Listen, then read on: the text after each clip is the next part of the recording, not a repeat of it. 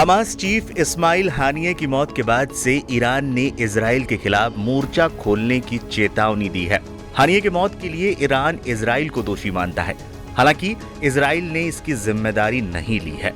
Israel ने भी कठोर शब्दों में ईरान को जवाब दे दिया है और कहा है कि यदि उसने हमला किया तो नेतान्याहू की सेना भी चुप नहीं बैठेगी। इस बीच मिडिल ईस्ट में बढ़ते क्षेत्रीय खतरों को भांपते हुए अमेरिका ने चेतावनी जारी की है। अमेरिका का कहना है कि ईरान इजराइल पर हमला करता है तो इसके गंभीर परिणाम हो सकते हैं। अमेरिका के एक वरिष्ठ अधिकारी ने शुक्रवार को स्पष्ट चेतावनी देते हुए कहा, अगर ईरान इजराइल पर हमला करता है तो इसके गंभीर और भयावह परिणाम हो सकते हैं, जिससे गाजा संघर्ष की शांति वार्ता की संभावनाओं को भी खतरा हो सकता है। अधिकारी ने कहा कि अमेरिका ईरान को इस दिशा में न बढ़ने की सलाह देता है क्योंकि इससे ईरान के लिए खास तौर पर कठिन परिणाम हो सकते हैं। अमेरिकी राष्ट्रपति जो बाइडेन ने भी शुक्रवार को गाजा युद्ध के संदर्भ में सकारात्मक संदेश दिए। उन्होंने कहा कि 10 महीने की लंबी लड़ाई के बाद युद्ध विराम की संभावना अब पहले से कहीं अधिक निकट है। अमेरिका के मध्यस्थों ने कतर में 2 दिन की बातचीत के दौरान एक प्रस्ताव पेश किया है जो दोनों पक्षों के बीच मतभेदों को कम करने की दिशा में महत्वपूर्ण कदम हो सकता है। अधिकारी ने बताया कि हिजबुल्लाह ने पहले से ही 7 अक्टूबर की घटना के बाद इजराइल के खिलाफ मोर्चा खोल रखा है।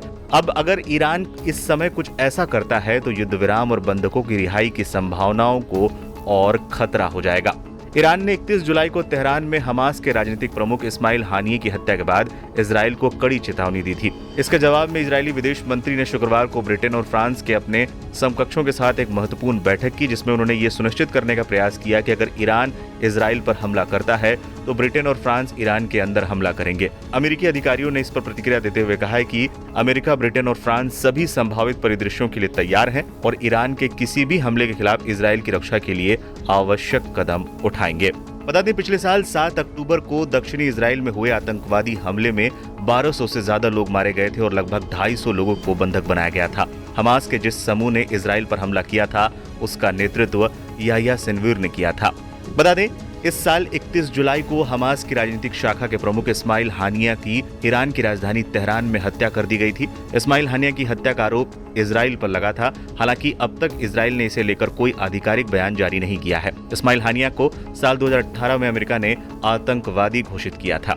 इस्माइल हानिया हमास के राजनीतिक शाखा का प्रमुख था। साल 2006 में फिलिस्तीन के आम चुनाव में हमास की जीत के बाद से ही संगठन में हानिया का दबदबा बढ़ने लगा था। उसे गाजा पट्टी में फिलिस्तीनी प्राधिकरण का प्रधानमंत्री नियुक्त किया गया था। इस दौरान मिस्र से गाजा पट्टी में आयातित वस्तुओं पर भारी कर लगाकर हानिया ने अपनी संपत्तियों को कई गुना बढ़ा लिया था। 2014 में हमास द्वारा सभी व्यापार पर 20% कर लगाए जाने की घोषणा की गई थी।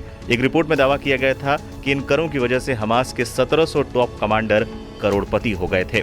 इजराइल पर बीते साल 7 अक्टूबर को हुए हमले के पीछे इस्माइल हानिया की अहम भूमिका बताई जाती है और यही वजह थी कि इस्माइल हानिया इजरायली सुरक्षा बलों के निशाने पर था।